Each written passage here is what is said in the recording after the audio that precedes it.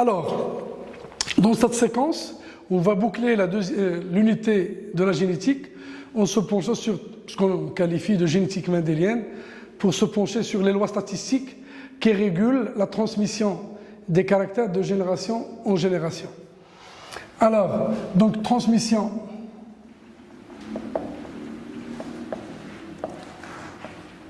des caractères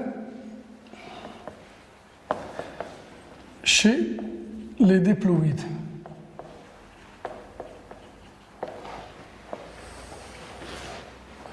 Donc, dans le programme, on va faire une synthèse. Vous savez que cette partie doit se faire à travers des exercices, bien évidemment, mais il y a un minimum de connaissances qu'il faut structurer dans sa cervelle pour pouvoir aborder avec beaucoup d'aisance les exercices qui traitent cette problématique-là. Donc, transmission des caractères, K d'un seul caractère, et puis le cas de deux caractères. Alors, lorsqu'il s'agit d'un seul caractère, on parle de monohybridisme, monohybridisme. Lorsqu'il s'agit de deux caractères, on va parler de dihybridisme. Alors, lorsqu'on dit un caractère, donc c'est un gène. Un gène est représenté au moins par deux allèles. Donc, on s'intéresse à la relation entre les deux allèles pour le même gène. Alors, dans ce cas-là, la relation entre les allèles, la relation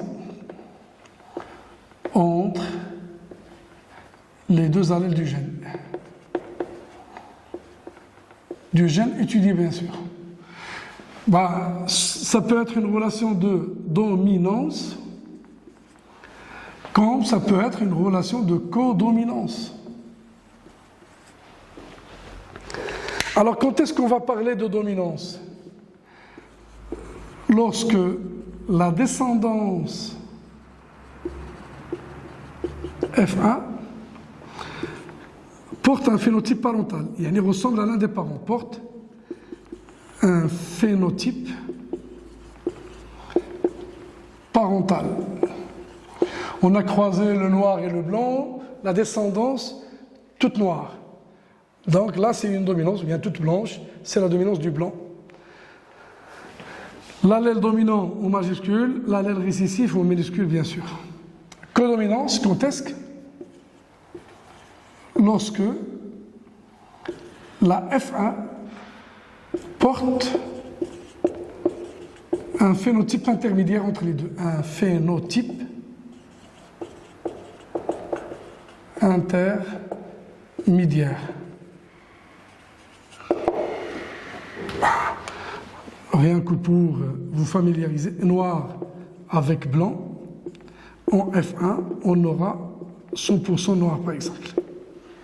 Là, rouge et blanc, le cas de la belle des nuits avec ses fleurs, on aura une descendance F1 100% rose.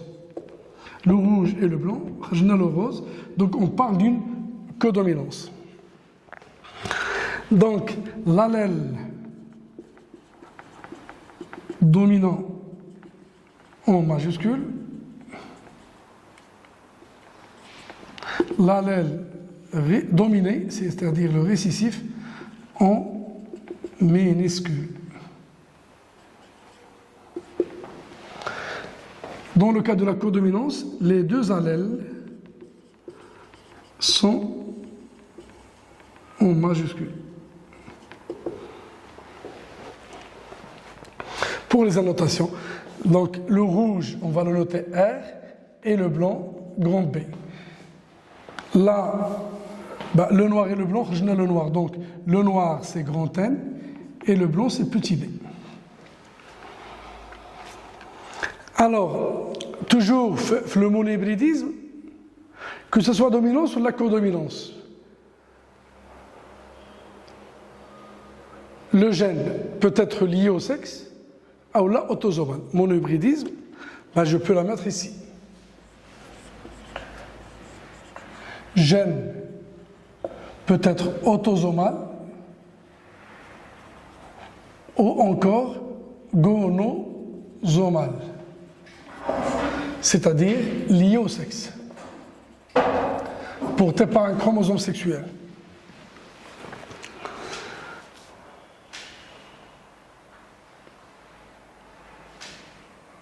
Alors, lorsque le gène est gonosomal, comment on peut le savoir?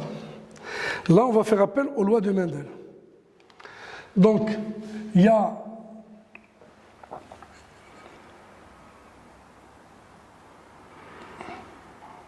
gène gonosomal lorsque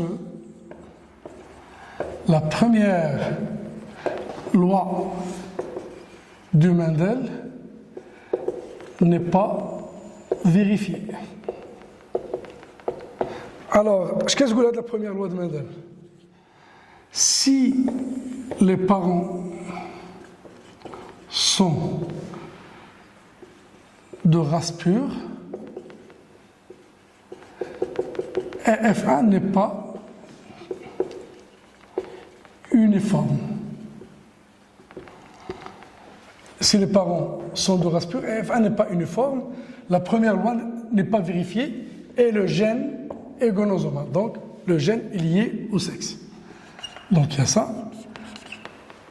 Un autre cas, il y a le gène qui est gonosomal lorsque le croisement, ils sont réciproques,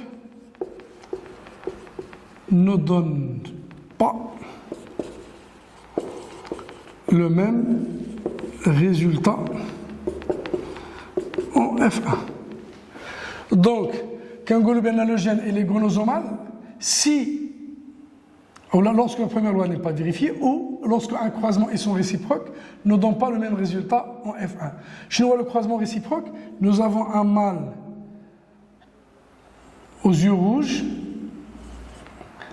croisé avec une femelle, toujours race pure, hein, avec une femelle aux yeux blancs. Les mâles, 50% des mâles des yeux blancs, 50% des femelles aux yeux rouges. Le réciproque, ou les mâles radicaux les yeux blancs, ou les femelles des yeux rouges. Bien sûr, toujours c'est race pure. La descendance, 100% des yeux rouges. Bien sûr, répartis 50% mâles, 50% femelles. Donc, je fais le résultat l'année, je fais le résultat l'année. Ce n'est pas le même résultat. Quand le croisement et son réciproque n'ont pas donné le même résultat, donc le gène étudié est un gène gonosomal, c'est-à-dire lié au sexe. Un seul cas, le monohybridisme, on va le mettre la nota bene, ou si le croisement de F1 fois F1, c'est-à-dire la descendance, donne une génération F2 composée de 2 tiers, 1 tiers, le gène est létal à l'état homozygote dominant. Donc il y a des individus qui sont des morts-nés. Donc c'est pourquoi on aura 2 tiers, 1 tiers, LH, car dans le cas d'il y a une dominance, le croisement de F1 fois F1 donne 3 quarts dominant,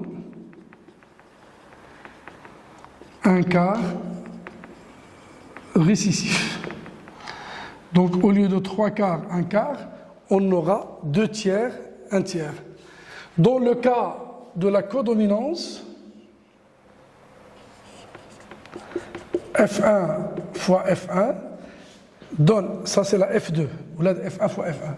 On aura une génération F2 composée de 1 quart P1, parental 1, 1 quart P2 et 2 quarts, c'est-à-dire 1 demi phénotype intermédiaire. Intermédiaire. Donc 25%, 25%, 50%.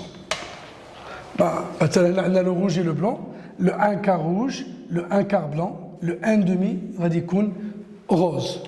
Voilà en gros le monohybridisme, le gène autosomal ou la gonosomal, c'est une dominance ou une codominance. La dominance, quand est-ce qu'on dit c'est la codominance? Les résultats de la F2, le cas de la dominance, le cas de la codominance. Le résultat de la F2, le cas d'un gène létal, au lieu de 3 quarts, 1 quart, c'est 2 tiers, 1 tiers.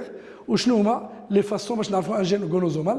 Bien sûr, là, on pouvait rajouter la discrimination phénotypique. Donc, en fonction du sexe, on peut. La descendance, on distingue mâles et femelles au niveau des caractères. C'est une discrimination. Ça permet de conclure que le gène est lié au sexe, c'est-à-dire il est gonosomal. Donc là, c'est pour le monohybridisme, c'est-à-dire la transmission d'un seul caractère. Et donc, on a mis en jeu un seul gène. Donc, on va se pencher sur le dihybridisme, c'est-à-dire le cas de 2 caractères. Donc, je vais effacer, vous avez eu le temps de voir, et vous pouvez mettre pause pour pouvoir suivre facilement. Donc, on essaie de donner l'essentiel dans un minimum de temps. Donc, c'est pourquoi on ne rentre pas dans les détails.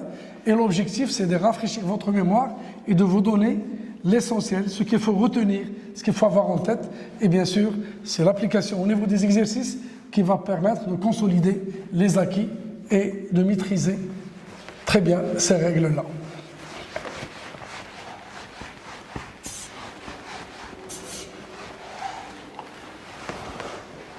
Alors, pour le dihybridisme, on va essayer de mettre un schéma qui regroupe les cas d'hybridisme. Lorsqu'on parle de dihybridisme, donc c'est 2 gènes, 2 caractères. Donc les 2 gènes, on va prendre le gène 1 grand A petit a, le gène 2 grand B petit b. Quels sont les cas de figure possibles?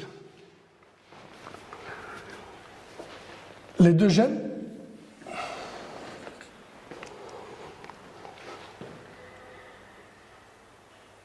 un gène, parce que la grande question qui se pose, le raisonnement est toujours le même, le dihybridisme, c'est la relation, est-ce que les 2 gènes sont liés ou là ils sont indépendants? Un gène autosomal et l'autre gonosomal. C'est-à-dire, en analysant les données de l'exercice, vous avez pu montrer que l'un des gènes étudiés est autosomal, n'est pas lié au sexe, et l'autre, il est lié au sexe. À ce moment-là, les 2 gènes sont indépendants. C'est simple. Parce que puisque un est lié au sexe, l'autre n'est pas lié au sexe, donc les gènes sont indépendants. Donc, je dis que les gènes sont indépendants, par exemple, F1, une femelle F1, on va dire qu'on a un grand A, grand B, on a considéré, c'est juste un exemple. On va considérer un A, il est autosomal. Un gène autosomal, donc c'est pour grand A, petit a, ou l'autre grand B, petit b, ou il est gonosomal. C'est une femelle, donc je mettrai XX et puis les autosomes. Ce qui est gonosomal, c'est B. Alors, pour ne pas vous déranger dans la suite, voilà, on commence par l'autosomal et puis XX. Alors, puisque c'est un F1, donc c'est un hybride, grand A, petit a, et la grand B, petit b, c'est une femelle. C'est un mâle F1, grand A, grand B. Toujours pour A, donc ce sont les autosomes grand A, petit a, mais puisque c'est un mâle, donc c'est un XY, alors, il y a un doré grand B, hérité de sa maman. L'autre cas, où les 2 gènes sont gonosomaux. Les 2 gènes sont liés au sexe. Alors, A et B, juste bien liés au sexe. Les 2 gènes sont liés.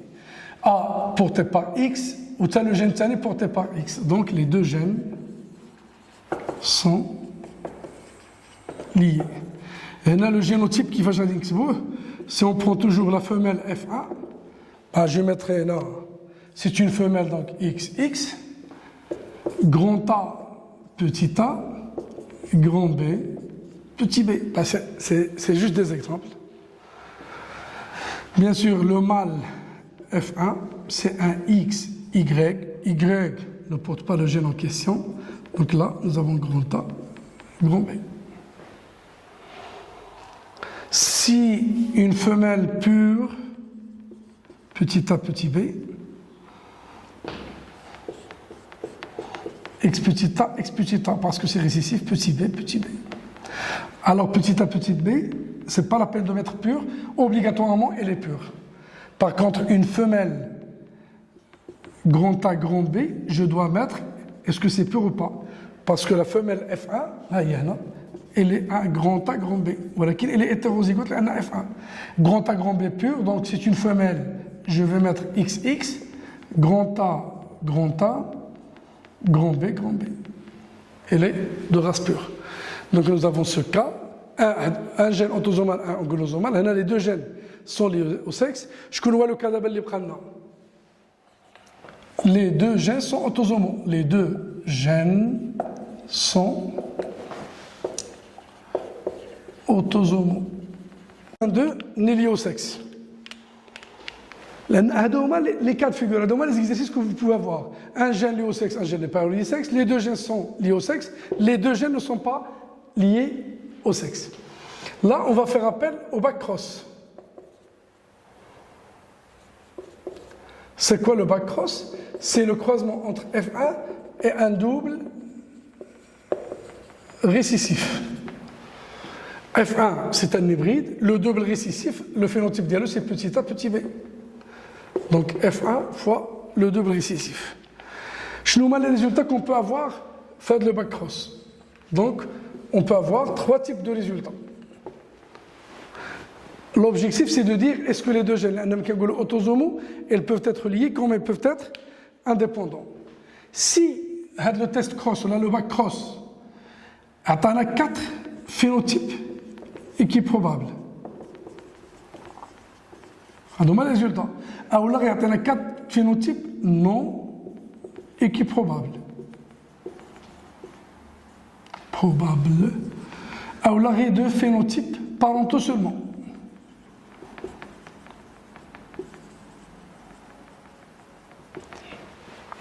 أربعة équipes probables. Donc, il y a un type parental 1, pourcentage dialogue, qui est type parental 2, qui est type recombiné 1, qui est le pourcentage du type recombiné. Pardon. Oui, 2, qui est 25%. Il y a le 1 quart. C'est quoi la conclusion? Les deux gènes sont indépendants. Les deux gènes sont indépendants. Et les types recombinés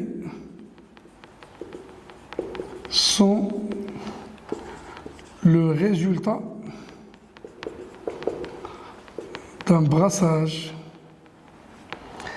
interchromosomique.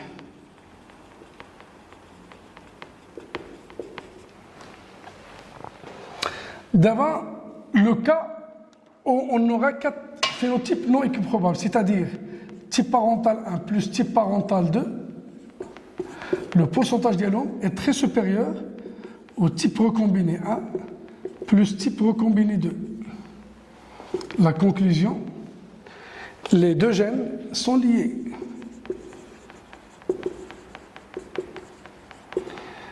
Et le linkage d'Yelhom, la liaison d'Yelhom, est relatif. Je demande ça. Les recombinés sont le résultat d'un brassage intrachromosomique. Dans le cas, les deux gènes sont liés, donc il faut établir la carte factorielle. La carte factorielle. c'est-à-dire la distance entre les deux gènes. La distance. Ils sont liés, donc là, il y a une distance entre les deux gènes. Reste le cas où le bac cross, le test cross a deux phénotypes parentaux seulement. Cette fois-ci, la conclusion d'Yanna, les deux gènes sont liés et le linkage est absolu. Pas de crossing over.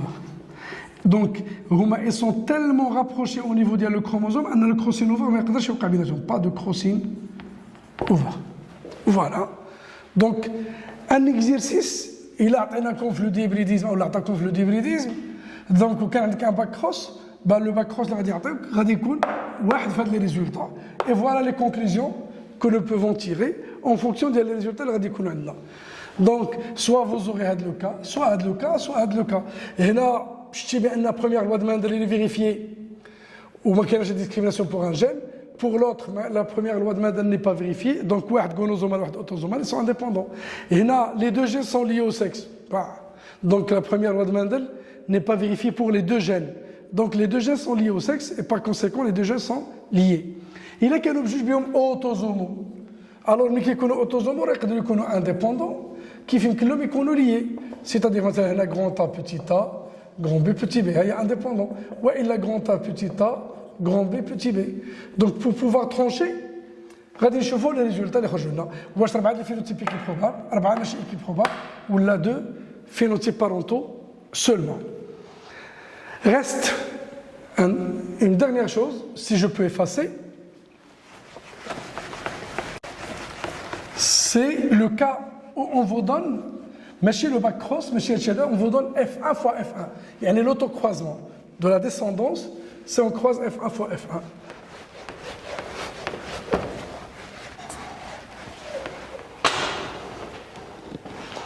Donc, si F1 fois F1. Dans ce cas-là, il faut comparer les résultats théoriques avec ceux expérimentaux. Expérimentaux, on m'a donné l'exercice.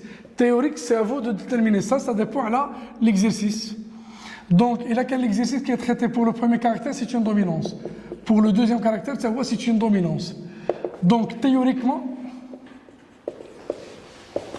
F1 fois F1 donne une génération F2 composée de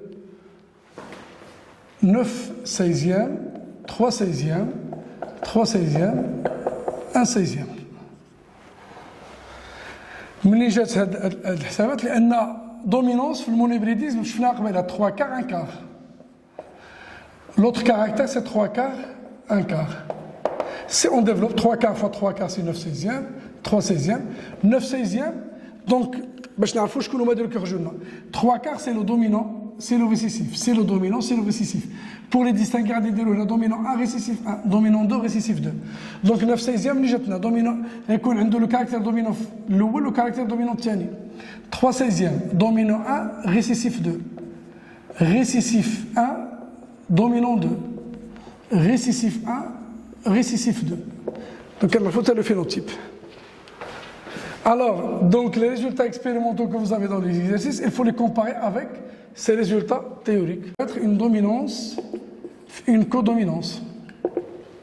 Théoriquement, F1 fois F1, ça a F2. Je ne vais dire F2. Dominance, 3 quarts, 1 quart. La codominance, c'est 1 quart, 1 demi, 1 quart. باش الحساب ديالنا يكون مزيان نخليو le même dénominateur il y a 2 quarts. Donc si on développe on aura 6 ديال les phénotypes. هنا خرجوا لنا شحال ديال les phénotypes 4 phénotypes. ها les proportions ديالهم 3 quarts fois 1 quart, 3 quarts fois 2 quarts, 3 quarts fois 1 quart. Donc je vous laisse le soin de développer. Donc c'est simple. غير شنو هما les phénotypes اللي غادي يخرجوا هنا c'est dominant récessif. 1 quart c'est parental 1, l'intermédiaire parental 2. 3 quarts fois 1 quart. Donc, on a 3 16e. Je connais 3 16e, dominant 1, parental 1. Dominant parental, madame, j'ai 1, et on a un caractère dominant. 3, bah, ça peut être aussi le cas d'une dominance, dominance. C'est-à-dire les cas de figure. De la même façon, non, de la dominance ou dominance, codominance, codominance. Codominance fois codominance. Codominance fois codominance. Donc, codominance, c'est 1 quart, 2 quarts, il y a 1 demi, 1 quart. Le rendez développé, on a 1 quart, 1 demi, 1 quart. Cette fois-ci, on aura 9 phénotypes. Mais alors là, on va dire parental 1, intermédiaire, parental 2, intermédiaire 1. Là, c'est parental 1', intermédiaire 1' et le parental 2'. باش نعرفوا شنو هما لي فينوتيب اللي غادي يخرجوا. Alors شنو هما لي كاد فيغور شنو هما الانواع الاخرى ديال التملك ممكن يكون. Ça peut être une dominance في جين ليتال. La dominance c'est 3 quarts 1 quart. هادشي باش نحسبوا لي ريزولتا تيوريك rapidement. 3 quarts 1 quart في 2 tiers 1 tiers. حتى هنا غادي يخرجوا لنا 4 ديال لي فينوتيب والدينوميناتور غادي يكون هو 12. علاش؟ حيت لو جين اي ليتال au lieu de 16 غيخرجوا لنا 12 اللي عندنا 4 غادي يكونوا ماتوا اكوز ديال هذا لو جين هذا. 5 une codominance في ان جين ليتال. La codominance c'est 1 quart 1 demi 1 quart. واخا كنقول 1 demi كنكتب 2 quart باش يبقى لنا المقام هو 2 tiers 1 tiers. Alors 3 termes 2 termes on aura 6 ديال لي phénotypes avec un dénominateur ديال 12. Le dernier cas, هادو les possibilités اللي كاينين في le traitement ديال F1 fois l'étal. 2 tiers, 1 tiers pour le premier gène, 2 tiers, 1 tiers pour l'autre gène, لأن بجوج بهم les taux. Donc 4 ديال les phénotypes و le dénominateur غادي يكون 9. Donc في هذه المرة هذه غيكونوا ماتوا 7. هنا عندنا 4 مورني حيت ليتال. حتى هنا لا ميم شوز. هنا غادي يكونوا 7 لا ليتاليتي au lieu de 16 في المقام عندنا غير 9. Voilà en gros ce qu'il faut retenir. Je pense pour les gens qui ont fait leur cours correctement, ce genre de résumé ne peut que servir pour rafraîchir la mémoire et se fixer les idées pour bien réussir son bac. Je vous souhaite bon courage et comme ça prend fin cette séance.